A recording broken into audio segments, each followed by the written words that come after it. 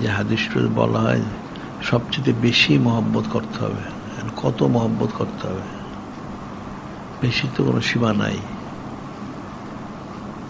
যে সবচেয়ে বেশি মহব্বত করতে হবে, তাহলে সে ইমানদার হবে।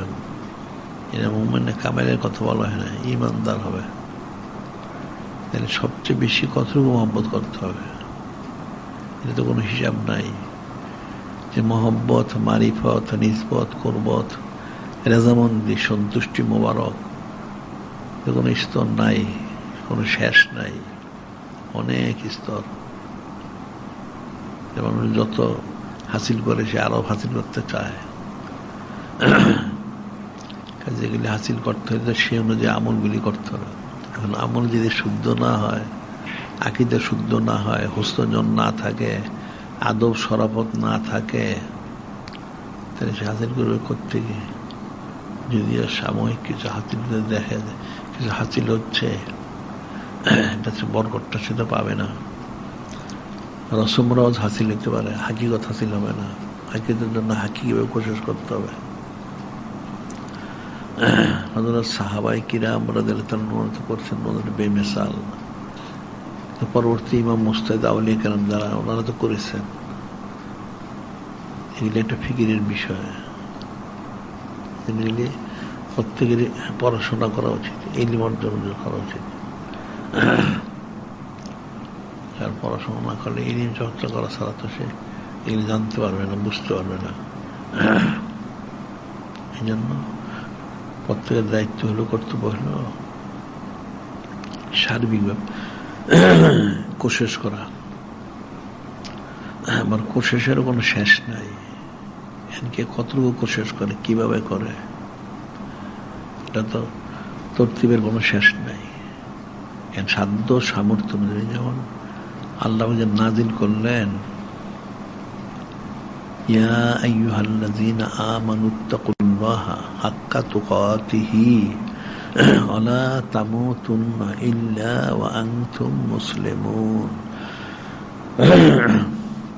আল্লাহ পাক ইরশাদ করেন, ঈমানদার তোমরা যিনি খালিক, যিনি মালিক, ব্রহ্মাণ্ডকে ভয় করো, ভয় করার মতো। হাক্কা তুকাতি, ইন্তেকাল করো মুসলমান না হয়ে। হযরত সাহাবায়ে কিরাম জানতে চেয়েছেন, কিন্তু সে বিশেষ করে ফারুক আজম আলাইহিস সালাম, উনি খুব চিন্তিত হইলেন যে ব্যাপারটা কি, যে আল্লাহ পাক ওনাকে মহব্বত করতে হবে এমন ভাবে যেন, অর্থাৎ ভয় করতে, ভয় করার মতো, কেমন ভয় করতে হবে। আল্লাহ বললেন, আল্লাহ ভয় করো, ভয় করার মতো। হাক্কা তুকাতি, এটা কোন সীমানা? কিতাবে লেখা যায় 1 বৎসর ওনারা খুব চিন্তা করেছেন যে কি অবস্থা। এটা হুকুমের জন্য নূরে মুজাসসাম হাবিবুল্লাহ হুজুর পাক সাল্লাল্লাহু আলাইহি ওয়াসাল্লামের কাছে আরজু করেছেন বারবার।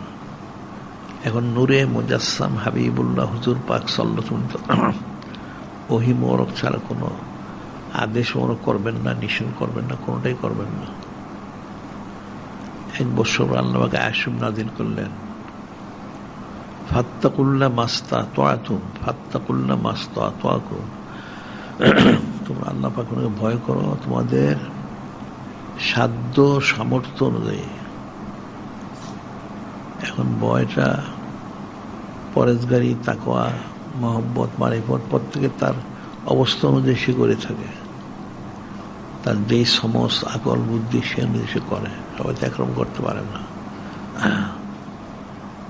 এখন আকল বুদ্ধি সমজ ইলিম কালামের অনুযায়ী সেই জিনিসটা তো অর্জন করতে হবে। অর্জন না করলে সে করবে কি করে? এই অর্জন করার জন্যই এই জিকির ফিকির সবক ইত্যাদি এবং সৌদ ইখতিয়ার করা, আর সৌদ ইখতিয়ার করার মাধ্যম দিয়ে ফয়েজ হাসিল করা। যে যত বেশি ফয়েজ ইত্যাদি হাসিল করবে, যার পরিপূর্ণ ফয়েজ ইত্যাদি হয়ে যাবে, তখন সে হাকিকি কামি বিস্তার করবে। এছাড়া তাকে খুশি করতে থাকতেই হবে, এটা মনে থাকে যেন।